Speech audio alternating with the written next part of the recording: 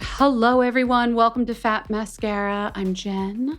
And I'm Julie. Oh, yes, she is. It is the heat of summer. We are here in New York City. It is hot. You have to say it like that. Hot, like with hot breath. It's so hot. It is so the fiery hot. Pits of hell. But thank God for air Nobody conditioning. wants to open their podcast and have people talk about the weather. We're much more interesting than that, but I'm sorry, it just had to be. You just have to know what we're dealing with here. And it's just very hot. Thank God for air conditioning. Whoever invented air conditioning, bless you. Julie Wilson says thank you. Well, welcome back. We haven't seen you in I want to say it's almost a month now. But the listeners love you. They miss you. I miss you. We're going to get into news and all that. But what's going on with you? What's the summer doing for you? Look, it is a countdown to our vacation next month in Martha's Vineyard, my happy place. So trying to get there, lots of work to do before then. I'm really excited to tell you that I am co-hosting a new streaming show on Who is she? No, QVC HSN Plus. Totally not a podcast, so I love that. QVC Yes, it's not HSN it's Plus. not a podcast. Tell me everything. So it is called Timeless Beauty. You can stream it. This is not on QVC on television. We'll get there soon. But this is streaming, and it's all about beauty after 40 because it just gets better. So it's called Timeless Beauty, and it's all about how to feel, look, get fabulous, and stay fabulous, pro-aging, because we don't anti-age, we pro-age. And so now I'm in my early 40s and I just feel fabulous, and I'm talking to that community, and it's so much fun. QVC and HSN have always been they're iconic, right? And I grew up, the town that it is shot in is where I grew up. So it's wild, in Pennsylvania, Westchester, Pennsylvania. Wait, I always forget, so Julie and I, when we're being generous, are both from Philadelphia, which... I'm closer than you, but I know it well because so many kids I know went to Westchester University, which is right near QVC. So are you going to Pennsylvania to shoot? Oh, this is you're hardcore. Yeah. So I go once every, I've only done it once so far. I just launched, but I'll go probably twice a month.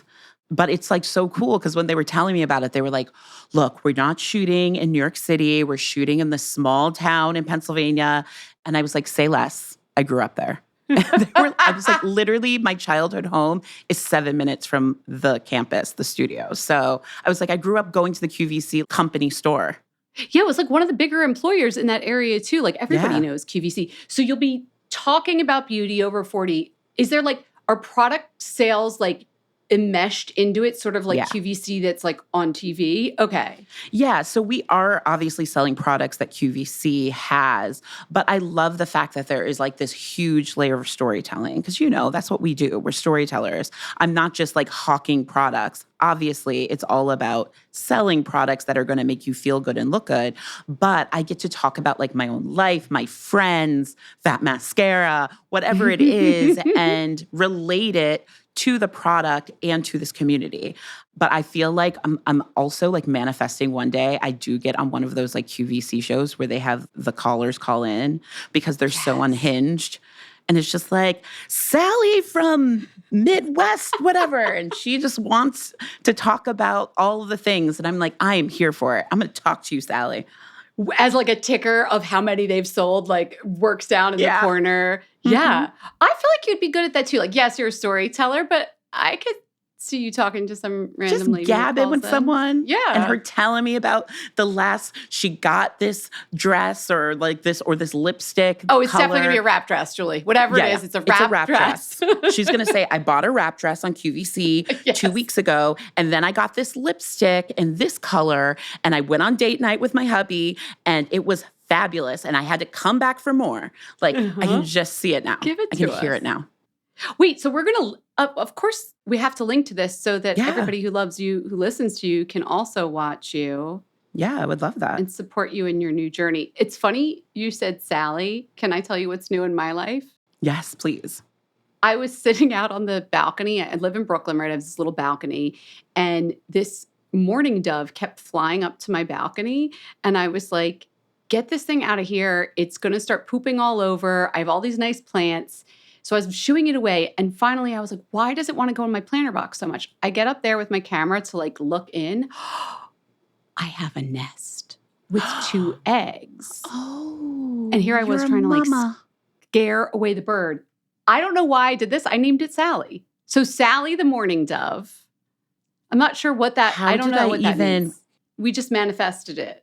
I just literally just came up with Sally off the top of my head, and now you have a Sally. It's just, we're manifesting all of these things. My Sally is a little mourning dove who sits there on the nest. And so apparently the eggs, it's like 2 weeks and they hatch. So I'm like waiting every day, like, do we have babies yet? Do we have babies yet? Isn't this exciting for me? It's so exciting. It's so unbeauty related. Like, it is, but like life happens while beauty is happening also. I love this. Yeah. I also think it's so hot. I'm like, how does she just sit there? Can you imagine sitting on 2 warm eggs in the heat of the summer? Oh, yeah. It's like pregnant women when we are roasting these, we're cooking these children in our bodies and it's summer. Like Orion is a whole summer baby. When was he born? July 21st. I have a friend who was 9 months pregnant right now, and her last child was like a winter baby. And she was like, I didn't know. I did not know. So this is me and Julie to all the people out there who had babies in the summer, Sally the bird included. Bless your hearts. We deserve it all. We deserve all the things. We do deserve all the things. Okay, we're going to get into some news, talk beauty. I won't tell you any more about my bird. How's that sound?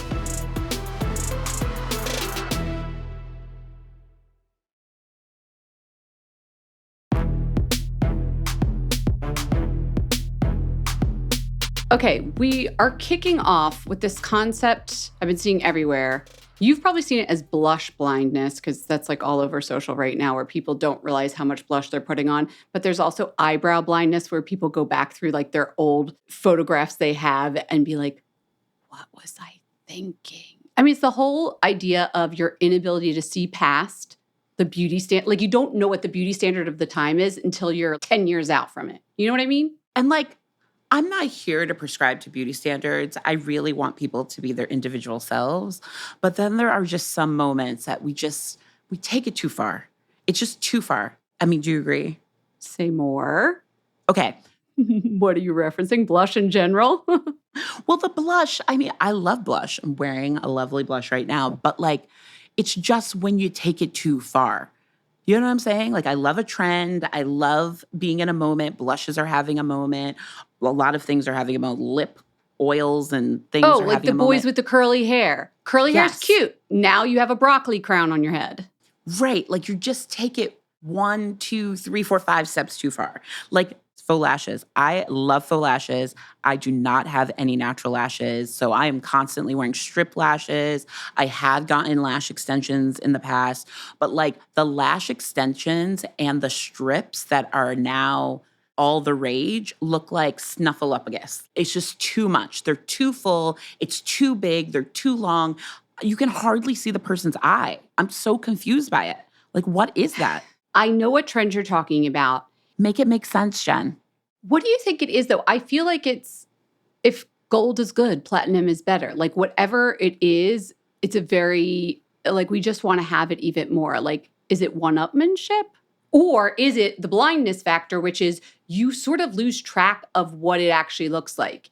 Yes. You're looking and you're like, with Botox, we see that happen in fillers. Like, people get their face done and then they need more. And they're like, nope, this little wrinkle's still moving and I need more. It's just like a little bit more, a little bit more. Oh, let's go a little fuller. Oh, you want a fuller set? You want a double set? How about we try a triple set? I mean, the double set looked really good on you. Let's do a triple set. And it's like, no, sis. Like, it's too much. Your eyelids can hardly blink with that much material on them. Yeah, like the lash tech plays into this, though. Because you could put on 1 or 2 strips yourself, but some of the ones you're talking about, I know people are going to get these from a professional because you need to, because you can't do that with one eye closed, right? Oh, for sure. I see it all the time on social media. It is the lash tech being like, look what I did. And I'm like, do we think that looks good? Do they? What do they say? I'm sure they're just like, it's big, it's fabulous. Like, no one has lashes like this. And they're getting paid more. Like, let's just be honest. This is capitalism. If you're getting a triple set, is it triple the price? Maybe. Yeah, for sure. Or they'll be like, I'll give you a triple set for the price of a just to, I'm sure there's a lot of wheeling and dealing. I just think that a lot of these clients who, again, are beautiful in their own right, I just think that is a little distracting from everything else about them. I think that they're going to look back at pictures from now and be like, what was I thinking? Unless they just keep this lash train going till the day they die. I'm picturing an editorial, and we get on the really long, curly snuffleupagus lashes. They curl so high up, they go into your hair. You can weave them into I could see a whole editorial look happening. That's definitely going to be in the next Vogue. You just spoke it. Somebody's going to be like, we need to do that. It could be cool. But I do think there's something about stepping back, because I think a lot of us also, when we check our appearance now, we pick up the phone, we turn on the phone camera, and that's how we check our appearance. And it does not give you an accurate interpretation. No, not at all. But again, you have to live and you have to learn, right? Well, step away, step towards a mirror, step towards something that will give you your full, I don't know. I shouldn't. But then I judge. think who's your village? Who are your friends? Are your friends saying, let's just stick with the single set? We don't need double or triple. I am a friend who will tell my friends the things, but I also want my friends to be able to tell me the things, to be like, Julie, a little too much blush. And I'll be like, thank you, girl. Because somebody else would have had me out in the streets looking like a whole clown.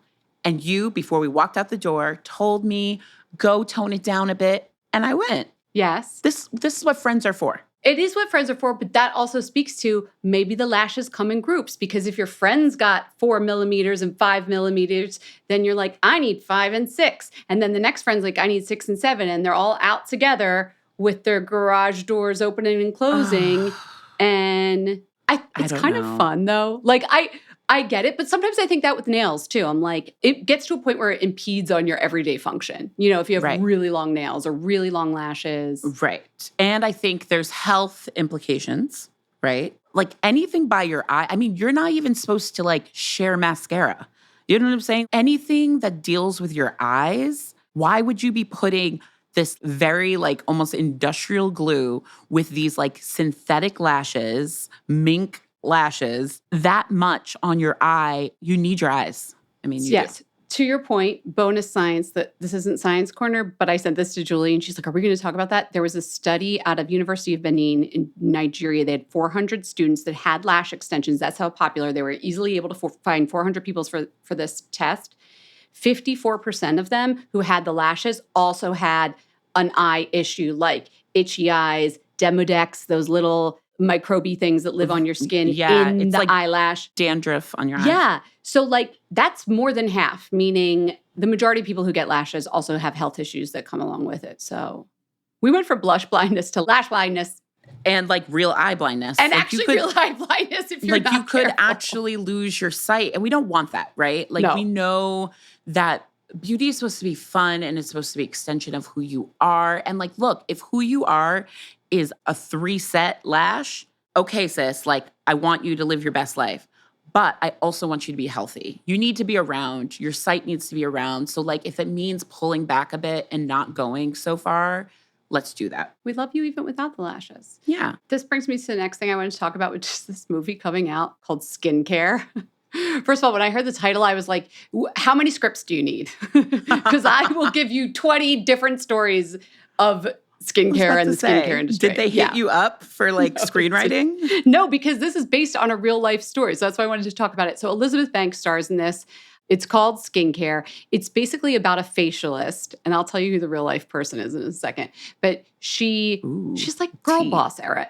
When I watched the trailer, I was just like, this could have been any of those girl bosses from the teens that we did a million desk sides with. You know who I'm talking about. I know who you're talking about. She was going to rise to the top no matter who she had to step on to get there, with a faux feministic, bringing the girls along with me. But no, you would put them under the bus in a second. So that's the character. She starts a facialist business, and then she rubs, I don't want to give a lot away, but she rubs another person a wrong way and ends up in a stalking situation. Lots of drama. And of course, much drama. Of course, it's in Hollywood. It's got to be made for the big screen, the silver screen. Well, how's this for metadrama? The woman who believes this character is based on her, and they do say it's based on a true story, wants to sue because she's been shopping around her story. So this is the facialist to the stars. Her name is Dawn DeLuise, Daluis. Have you ever heard of her? I have not, but maybe that wasn't our generation. Maybe she's I think like facialist to further the stars back. was like a loose interpretation of stars. You know what I'm saying? Okay. Because I know the Joannas. Right. Like, what list stars were you doing? Like, Yes. what's this? We're not talking A or B list. Maybe C or D list stars. I don't want to be shady. I'm just No, she's trying shady. to You can go there. understand. She was arrested in 2014 on suspicion of ordering a hit against a rival beauty guru. She ended up spending 10 months in prison, ended up being not guilty, but she has previously claimed in court papers that the stalkers, one of them was the Bling Ring guy. Remember Bling Ring? Yeah. Nick Prugo and Edward Feinstein. So she said they were part of this whole scam too, and they set her up for the arrest, and she ended up getting arrested. Wow. This is with this Jake Gyllenhaal, presumed innocent, that I'm watching right now too.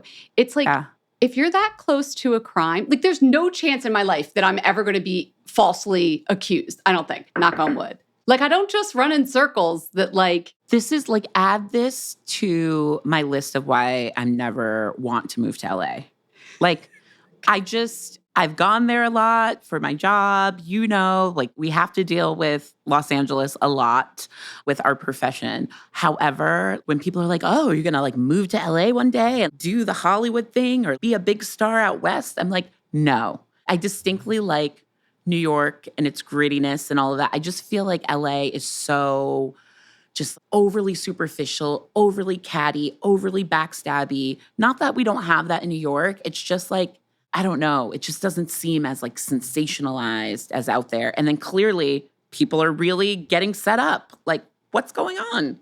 And it's so funny. Facialist? And well, now she's like, wait, I should have gotten the money. I should have written the story. That's my life story. I own the rights. I do feel like they should break her off something. They have enough money. This movie will probably do well. Also, I love seeing our professions play out on the Hollywood screen. There's an endless list of like editors from like rom-coms. Like every rom-com, like the leading lady or the antagonist, the protagonist is like an editor. TV show Ugly Betty, Devil Wears Prada. It's so cool to see what we do be like, I don't know, like glamorized Emily in Paris. and celebrated. That's Oh a my little God, bit, yeah. True Confessions of a Shopaholic in Hearst Tower. Yes. When I go up that elevator, the escalator in the lobby, that is like such an iconic shot in that movie. And every time I see it, I'm like, oh my God. Or when I'm on the escalator, sometimes I'm like, True Confessions of a Shopaholic. Yes, Julie still works in the Hearst Tower where I used to work and Jess used to work. Yeah. That lobby is made for movies though. Yeah. The movie I don't think is out yet. It just got picked up for distribution. I'm so curious to see if there's any like editor characters in it. Right now we've got the facialist and the rival beauty guru and then this, I know. I can't wait. Julie's available, everybody. You say you're not moving to LA. It started all in QVC and then she gets like a View tryout and next thing we know, she's out in LA. I could go out there for like we could shoot something and then I'm coming back. But like. That's so LA of you. We'll do a meeting. Yeah. We'll take a meeting. We'll take a meeting. Have your people call my people.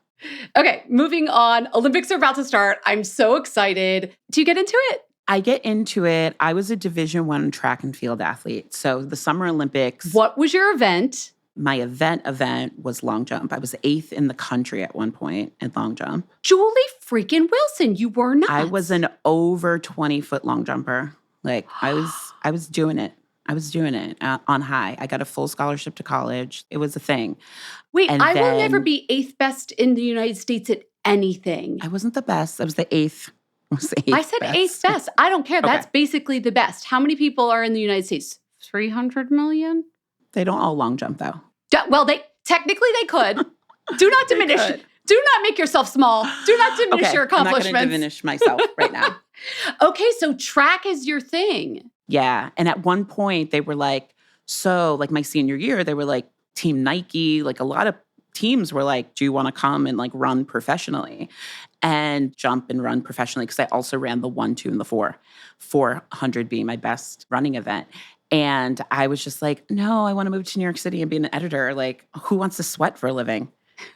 Meanwhile, I definitely sweat as an editor for a living with the deadlines and all of that and running around the city. But I was like, I want to start my career and become a powerhouse in publishing. Like, I don't have time to be running around a track for another how many years? I did it for 4 years. I got my college It got you an degree. education, yeah. It got me an education. I'm very, very thankful. But it's time to like go on. I have so many questions. We're going to pause on Suni Lee. Who cares about her for a second? I got to meet her last week. But let's get back to Julie Wilson. When is the last time you did a proper long jump? Oh, like my last meet. It was at the NCAA qualifying. This was years ago. I mean, even just like, oh, we were up in Martha's Vineyard in the high school tracks there, Julie. You still got it? Let's see. No, that's the thing also about track. It's like, especially as a sprinter or a specialist like me, like in long jump, it's not one of those sports like I played tennis. Like now you can go to a tennis court and play tennis. It's like, who goes and finds a long jump pit to just go and jump?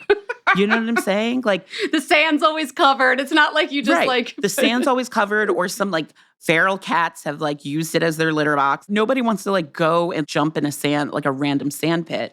So I haven't really kept up like that with track too. If you're a long distance runner, then you now run 5Ks, 10Ks, marathons. As a sprinter and a long jumper, there's no real, you don't just go and find a track and run 100s, you know? I get it. So I haven't, it's not one of those like, you know, leisurely sports. So I haven't long jumped in many years. Let's just put it that way. If I ever end up at a track with you, I don't know how that would happen.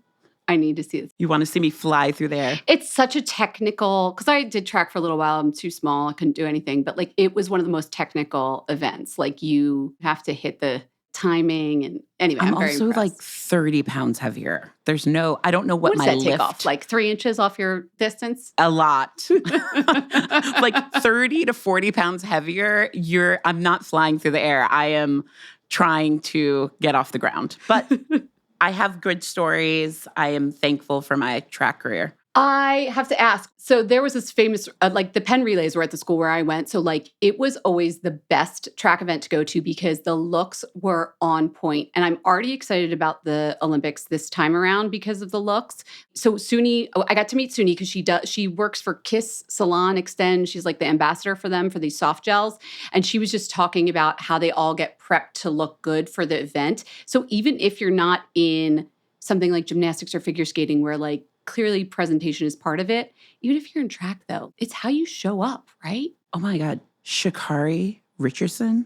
Yes. Her hair, her nails, she's giving FloJo. She's giving iconic. Like, you always knew the girls. I was, like, more quiet about I went to Quaker high school and, like, I was a little more quiet about my prowess and the track. But you could always tell the girl who was about to, like, literally you're about to eat her dust because she would come out with knee-high socks with her spikes and she would have her nails super long and done. She would have chains on and you were like, you have to be fast to have all of that going on. Like, what? That's what I always thought because I have thought, and Suni like talked about this, like I wouldn't want to have stuff on me if I'm trying to perform like an athletic endeavor, but she said it's part of like the costume and the nails even, they can't even have some length. I was like, how do you go on a vault? You know how fast those women fly through the air and slam their hands down on a vault? Right. She was like, actually, you can have a little bit of nail, but the issue is when you have like a full non-flexible gel, they would like jam, like they hurt. You never get a nail extension where like when you tap it, it kind of hurts? Yes. Just even like pulling up clothes, like pulling up your pants or like whatever with nails. I never get nails. I wish I was a nail girl. I think that they're beautiful, but I cannot function. I can't type and I cannot button my jeans. I can't do anything with my nails. And so like literally being on a beam and like flipping 3 times backwards and then with my hands hitting the beam every time, you have to account for that nail length. How do they do that? But it's like a 1/4 inch. They go beyond their fingers. But she was saying, I'm not like paid by Kiss or anything, but I thought that was cool that they were flexible gels so that it doesn't feel like that impact as much. Huh. And I was like, okay, you go. And she's in case you were wondering, she's into a short French with an almond shape because she thinks her fingers are stubby. I was like, Queen, you can do whatever you want. All you have to do is continue to perform the way that you did. She's such a good athlete. Yeah. She is so amazing. I mean, they all are. Anybody who even makes it to the Olympics, I salute you. But I am going to be looking for the looks, like bring them. I cannot wait. For me, it's like a fashion show. It's like practically Met can't Gala. wait. Did you hear that like uniforms have, I don't know how many pounds of beading on it, or like, I don't know, what rhinestones? They have like 4 different leotards, Leos, as Suni called them, Leos. for the women's gymnastics team. And she said the show one that looks like a flag almost, it weighs like 6 pounds or something. It's like heavy because it has so much, not 6 pounds, but it has a bunch of rhinestones on it. So are they actually tumbling in that? Yeah, they're used to it. They love it. She loves the flash, she said. Can I tell you what I thought when I saw it? What? Okay, this is just me and like maybe high school embarrassment. It's blue, red, and white because it's an American flag, but they put the white on the bottom half. And I was just like, any woman does not, like, if given a choice with 3 colors. I need the darker color on the bottom. Period. Thank you. Am I crazy? Period. No. Period. You're not, No joke intended. No. And period. No joke. The pun intended. Yes. Like, read between the lines. A white leotard is the scariest 2 words you could put together for me. Are you kidding? Both the sheerness of it and the fact that, like, if you had a menstruation accident, I was just like, what? That's At first, horrible. I was like, a man probably designed this, but I don't think that's But wait, true, she said honestly. 6 pounds because, okay. No, I getting said back, 6 pounds. Do you want me to get the exact? I'm going to find out. Well, there is some poundage that it's added. Think about how much higher you could flip or whatever you could do if you didn't have that poundage added. I also think about that with the track women. I'm like, if you didn't have all of these braids or something giving you drag, or like I don't know, like your nails like so long, do you think that you could maybe even be faster or perform even better if there wasn't so much going on? I don't know. Yes, I do, because think about cars. Like, they make it so like, the Tesla handle doesn't even stick out for aerodynamics. So imagine like the microseconds you could get. We did it with swimming. So I was a swimmer all the way up until college. In college, I did water polo instead. But we would shave, and like, even the guys would shave their heads, and we would wear the tightest silicone cap you could because you just want to get like a smooth. And speaking to what you were saying before, when you're long jumping, every little extra diamond encrusted extra ounce counts. So anyway, we digress. We do digress. It's things I list. I'm like, when you're at that level, you have to think about these things. Okay. Absolutely. Let's go to Science Corner, shall we?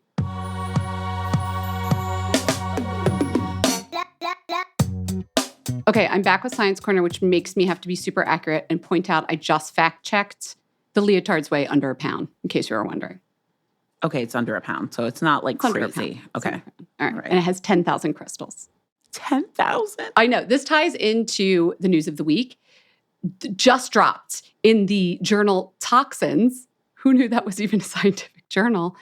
The more you exercise, it might make your botulinum toxin A less effective. Okay, so researchers were studying for botulinum toxin A. You can think of Botox, Dysport, Xeomin, Jeuveau, you know those. They took a group of women, 60 women, they separated them into 3 groups based on how they already exercised, right? So we have the low, moderate, and high physical activity. They gave them a regular droply drop of their botulinum toxin between their frown lines, the normal places you would get it. And then they studied them in 3 different ways for the next 3 months. They found that the moderate and high physical activity people had more muscle activity faster after the paralysis of the muscle. As we know, botulinum toxin paralyzes the muscle.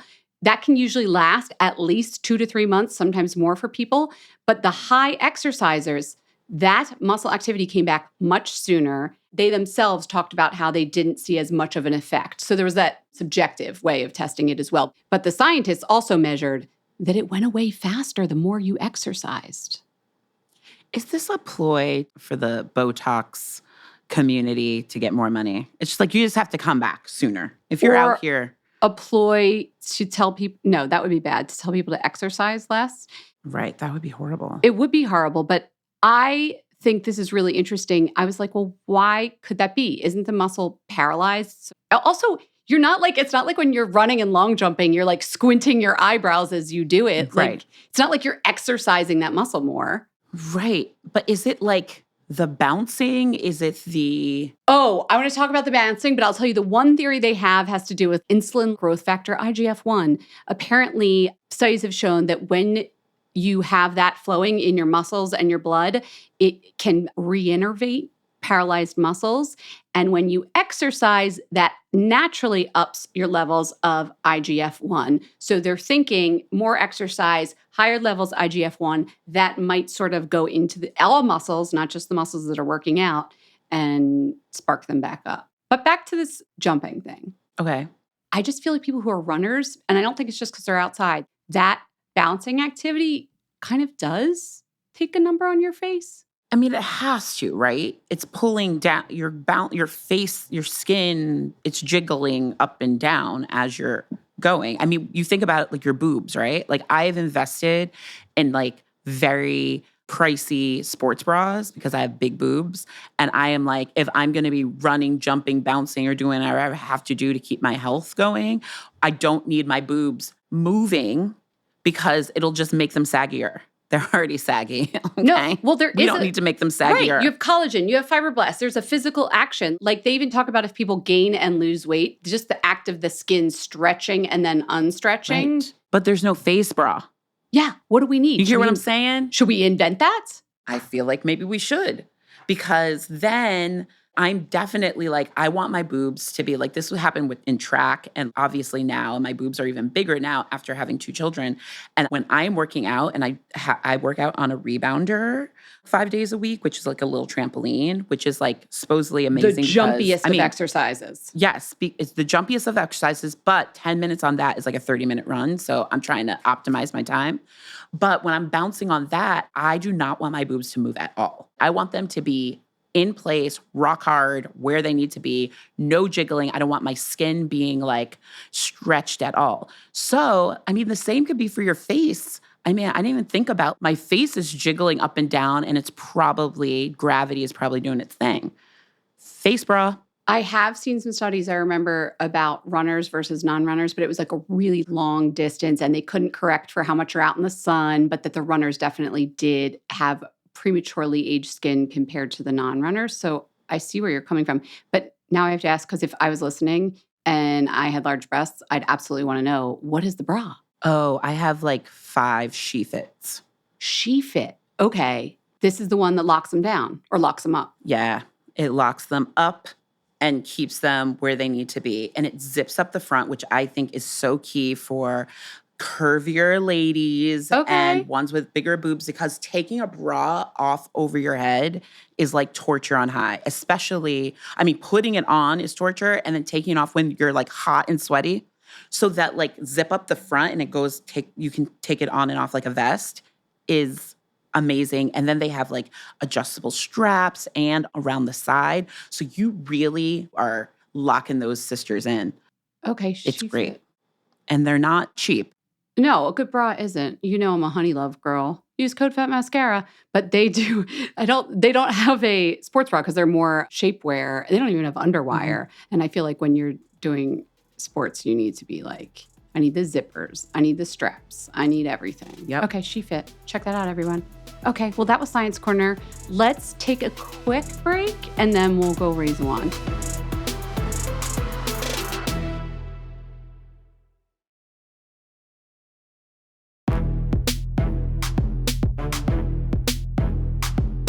Okay, it is time to raise a wand. Take it away, Ernest. Hi, this is Ernest. I was just listening to your podcast, and it brought up a couple questions about fragrances. I love fragrances. I'm obsessed with them. The question is, there's extract de parfum, there's eau de toilette, there's eau de parfum. There's so many different little variations, and I wasn't aware of a lot of the variations, but can you, like, summarize them for, I guess, us, or dumb it down, or anything? Because it's a lot. I don't get why there's so many different variations. First, do we love Ernest's French pronunciation? Ernest, he's in it to win it. He's like, look, I'm like, some people wouldn't even try. So go ahead, Ernest, with your bad self, because you're in it. That's, in the mix. Half of the thing about perfume that makes it so feel like something that's not easy to understand is the French. Because if those were all in English, I do think it would be easier to remember all of them. But I know they're not. So we're going to go through it because Julie and I love fragrance. I want to hear how these work out for you and which you like. But first, let's just talk about the details of it. The extrait or extract that he mentioned, that's usually 20 to 30% perfume oil. And just when we say perfume oil, by the way, that means it's suspended or distilled or like mixed into a base of alcohol. Perfumer's alcohol, denatured alcohol. Actually, those Orebella ones from Bella Hadid, it's no alcohol. So that one's like a water and glycerin and some stabilizers. Yeah, there's water-based. Water-based. So basically, it's what percentage of that bottle is the good, if you know what I mean. So in an extrait, that would be 20 to 30%. In a parfum, which is just like perfume, sometimes it's called, 15 to 25. Then this is where it gets confusing. Eau de parfum. There's both parfum and eau de parfum. Eau de parfum is 8 to 15% fragrance by volume. Eau de toilette is 4 to 8% by volume. Colognes or eau de colognes are 2 to 4%, so very light. And then there's something called eau fraiche, which is 1 to 3%. But here's where it gets confusing. You know the Chanel, there's a Chanel Chance eau fraiche, and that's the name. But it's an eau de parfum. Right. And they have an eau de toilette version. So this is the thing that I'm saying. Some companies might make their own version to show the consumer this is an intense fragrance. They might say extrait as part of the name, but then if you look, it's just an eau de parfum. Or with the case of the Chanel that we just talked about, it says eau fraiche or fresh in the name, but it's actually an eau de toilette and an eau de parfum. They have two versions of it. Do you want to know how bougie my mom was when I was growing up? That she would be like, Julie, you only get eau de parfum or parfum because toilette, think of toilet.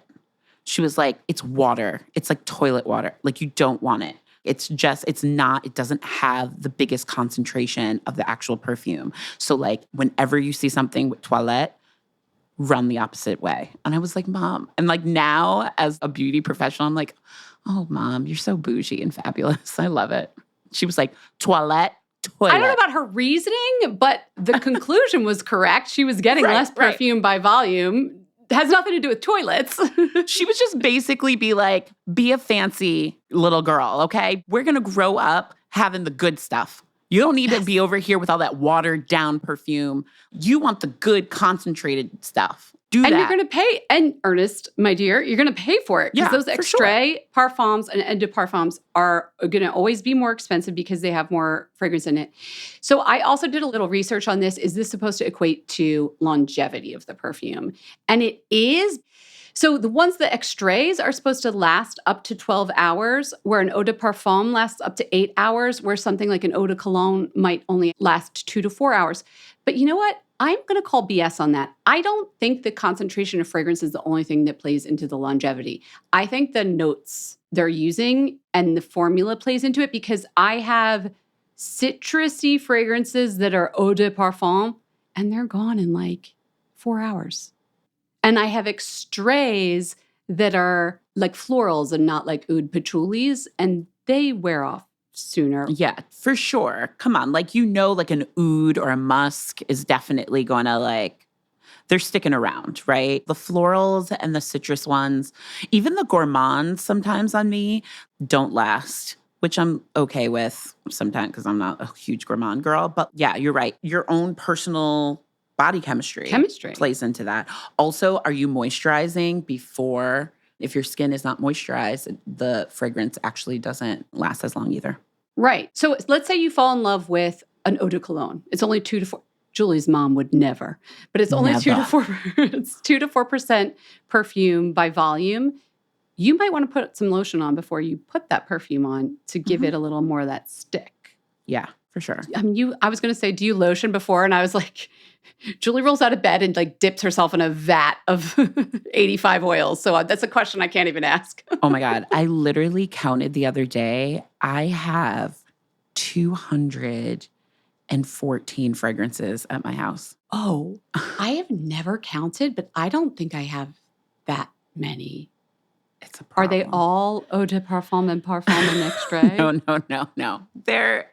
We run the gamut over here. Okay, But I just love, like, those are one of the things that I hardly, like, give away. You know, we get a lot of stuff, and so I'm constantly sharing.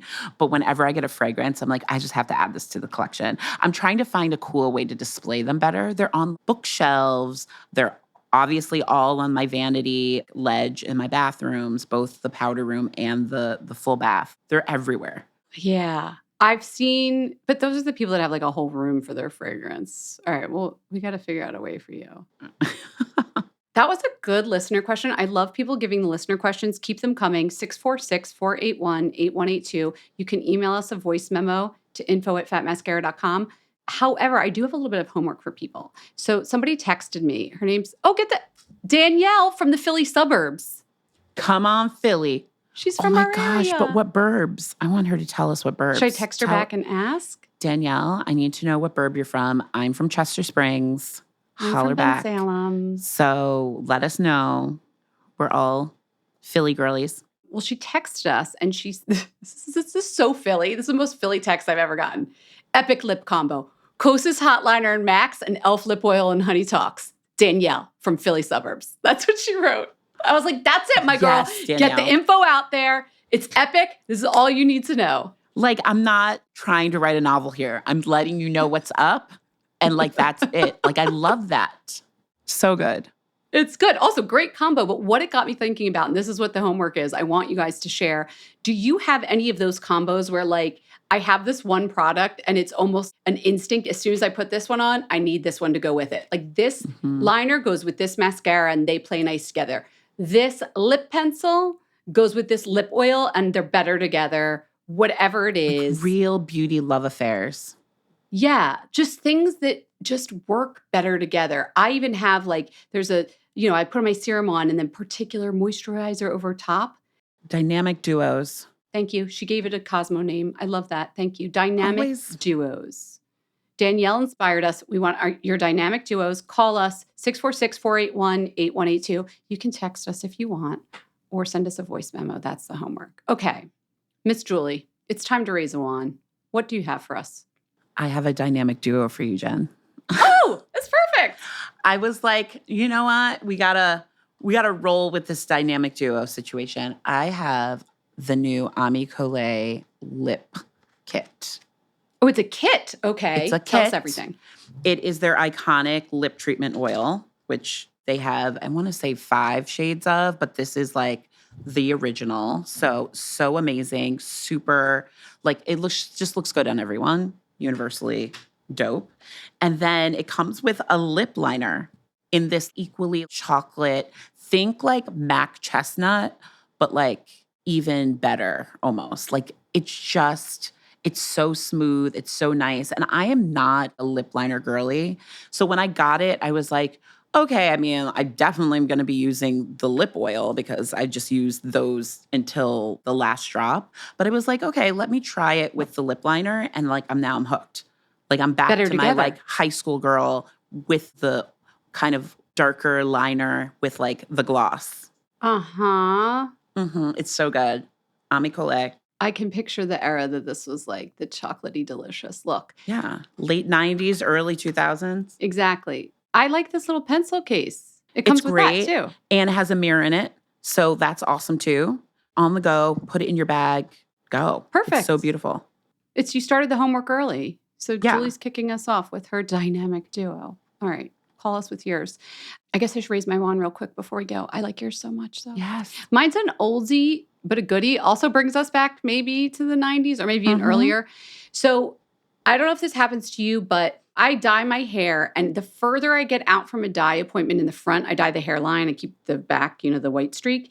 The edges get fluffier. The hairs just start sprouting up. There's something about them when they're dyed that they just lay nicer, I think. So when we're at this 4 and 5 week period after the hair color, if I'm slicking my hair back, the edges are a mess. The only thing is the Eco Styler styling gel, the olive oil gel, the green jar, whatever you want to call it. It's been around forever. Iconic. The tub, if you don't use a ton of it like me, because you don't really need a ton, that jar will last you. It is how I get the smooth front because it's so humid. The amount of money I've spent on Eco Styler Gel in my lifetime, though, is probably wild to think about. I mean, I definitely used it more when I was in middle school and high school, but I would go through those things. And also Jam. Do you remember Jam? Well, I was a dippity-doo girl. Oh. But Jam was, dippity-doo and Jam were in like and you would tap the jar of it like against the table, and it had the most, satisfying, like, boing. I don't know how to describe it. Like plop. But it was inside the plastic, so it was like you felt it reverberate almost. So good. So good. Brings it back. It does. Yes. That's a good wand lift. It's a classic. So Eco Styler, it's so funny because they don't even barely do branding or advertising, but you just know if you know it. It's the green jar. But Jen, do they have to? I shouldn't even raise this one. They don't even need the love.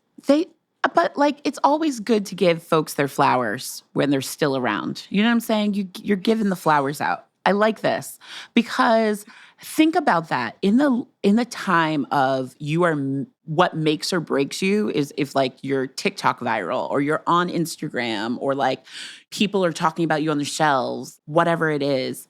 And the fact that Eco Styler Gel has been like, I'm just that girl without having to do all of that. Like, you guys run yourselves ragged, run yourselves in a tizzy trying to get Alex Earl or whatever to talk about you.